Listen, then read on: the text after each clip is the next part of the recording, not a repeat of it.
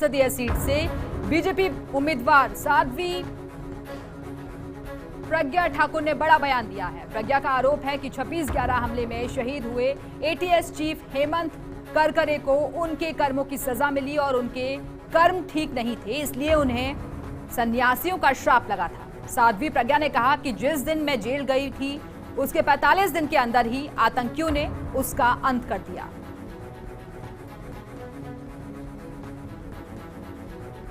तो मध्य प्रदेश के भोपाल से बीजेपी की उम्मीदवार हैं साध्वी प्रज्ञा, जिन्होंने बड़ा बयान दिया है।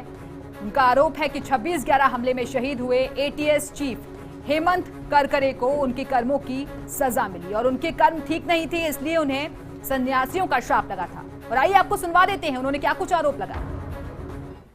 उन्होंने भेजा हेमंत करकरे को, उन्होंने मुंबई बुलाया। मैं मुंबई जेल में थी उस समय।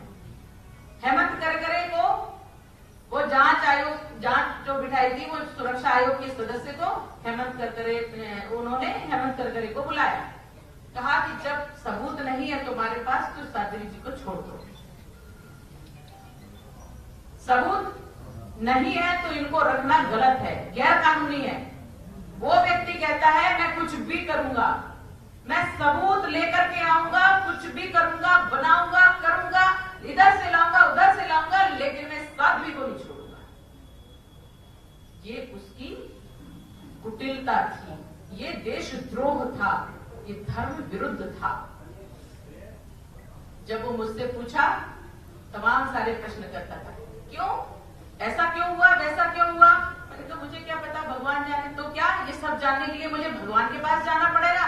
मैंने कहा बिल्कुल, अगर आपको आवश्यकता है तो आप अवश्य जाइए। आपको विश्वास करने में थोड़ी तकलीफ होगी, देर लगेगी, लेकिन मैंने कहा तेरा सर्वनाश होगा।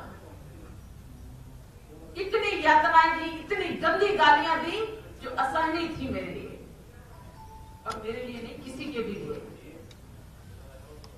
मैंने कहा तेरा सर्वनाश होगा। ठीक 1.25 महीने में सूतक लगता है। जब किसी की मृत्यु होती है या जन्म होता है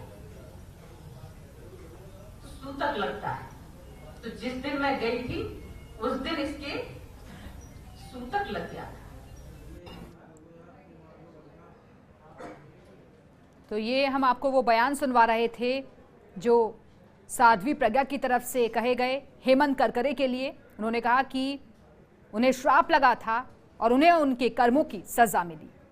लेकिन कल भी आपको बता दें एक प्रेस कॉन्फ्रेंस की गई थी साध्वी प्रज्ञा की तरफ से और काफ़ी भावुक भी वो हो गई थी कि उन्हें प्रताड़ित किया गया था, जेल के अंदर उन्हें मारा पीटा जाता था और यहाँ तक कि कई बार उनको धमकियाँ तक दी गई थी।